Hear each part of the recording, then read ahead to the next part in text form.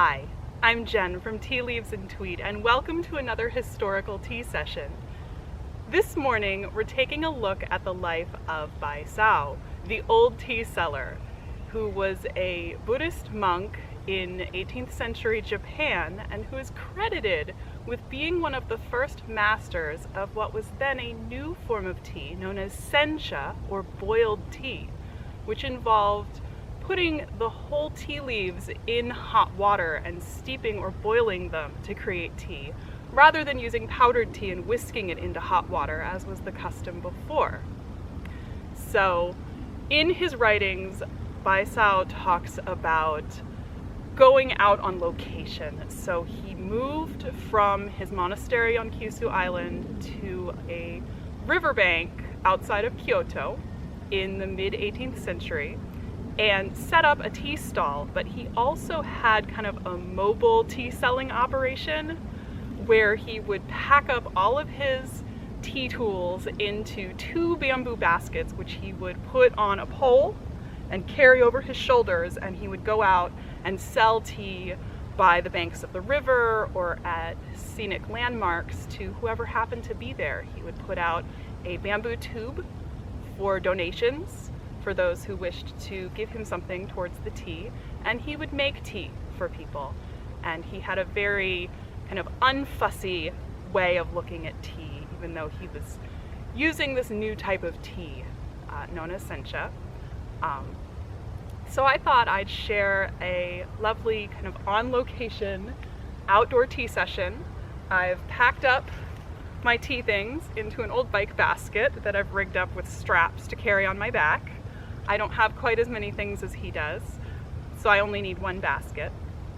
But I thought we could take a look at the life and tea of Baisao, the old tea seller, and look a little bit at the origins of the senchado, or way of sencha tea ceremony as it is now practiced in Japan.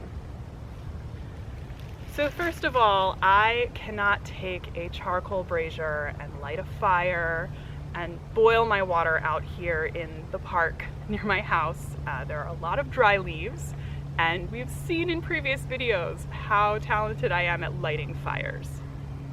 So I have brought my hot water in a flask, and this is actually boiled water. So in his writings, he doesn't make it clear whether he actually boils the tea leaf in the water or if it's just boiled water that's poured over the tea leaves. It does look in his drawings like he has 2 different vessels, one for boiling water and one for brewing the tea.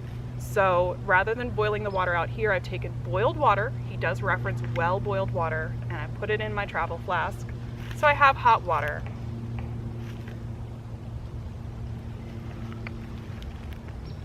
And then I have my teaware, which I've wrapped up for travel. I have a bamboo spoon, mostly as a tribute to the fact that many of his tea tools were bamboo, and in fact, later in his life, when he grew too old to make the trek out and had to be kind of stuck staying in his stall to sell his tea and he couldn't go out anymore, he actually ritually burned his tea tools rather than passing them on, supposedly, because he didn't really hold with the tradition of tea masters passing them things on. He wanted people to discover tea for themselves rather than just following a master. So I've got a cloth here, and I have a Kyushu side handle teapot that was made by a wonderful artist in Russia, Anton. So I just love this teapot out in the woods because it looks so rustic and natural. And I've packed everything in this kind of mat, placemat, so I have a nice mat to put my tea on. If I can wiggle the napkin out of here, I have a napkin so that I can wipe things if they get too wet, and then I have 2 little cups.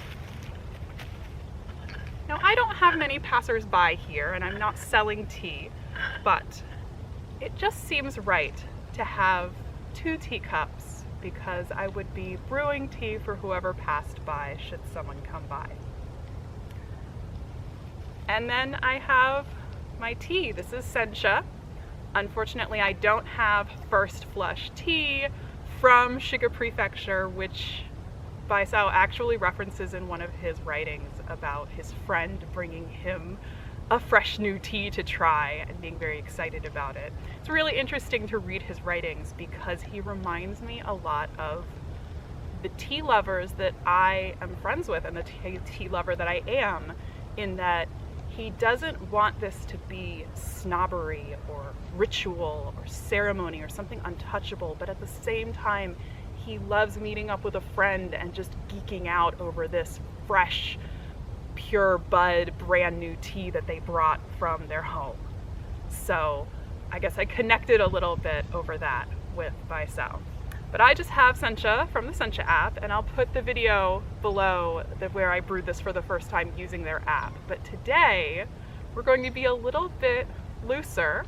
We're already using boiling water, or was boiled water, and we're not weighing anything. There were no digital scales, there were no tea timers. You just kind of made a cup of tea, just have a cup of tea.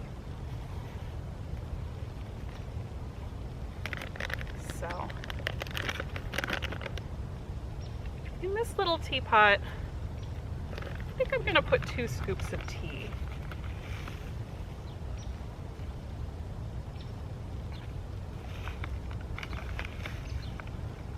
So, Baisao was also a poet, and he wrote a fair amount about his life.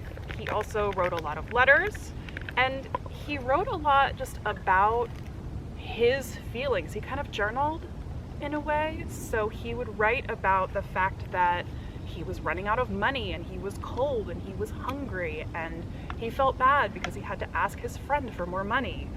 And it's just a very interesting person in history. So we'll add our water. And a lot of time, sencha is actually steeped uncovered. However, the drawings in Baisao's work show a teapot cover. So I'm going to cover the tea while I steep it, and I don't really know how long to steep it, but that's not really important. We'll give it a little steep. We'll see how the tea is.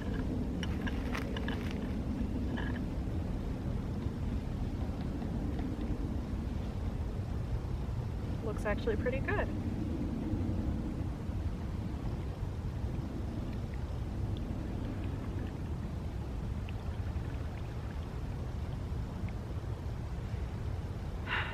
So, I don't really have anybody but the squirrels in the woods to share my tea with, and I can just pretend that I'm sharing a cup of tea with you. So, I can offer you your cup of tea. And I'm going to have one myself.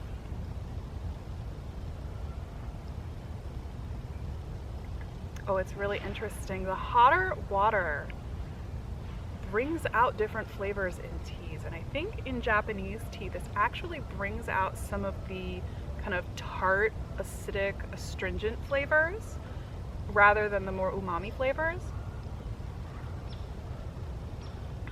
So this is very bright green. I almost get like citrus juice from it, like lemon juice. It's like boiled greens with lemon. With just maybe a little olive oil. There's a little bite to it.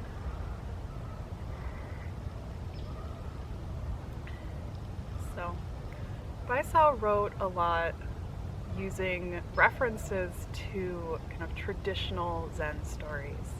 And one of the stories he referenced a lot was the sage who dreamed he was a butterfly and woke and couldn't tell whether he was a man dreaming he was a butterfly or a butterfly dreaming he was a man. And this is a story he references a few times, and he also references the sage who wrote "Have a cup of tea," that he didn't offer people 7 cups of tea or 5 cups of tea or however many cups of tea the masters of tea such as Lu Yu says you need to become wiser or braver. He just says, you get 1 cup of tea with me. Have a cup of tea. So here I am having a cup of tea in honor of Baisao.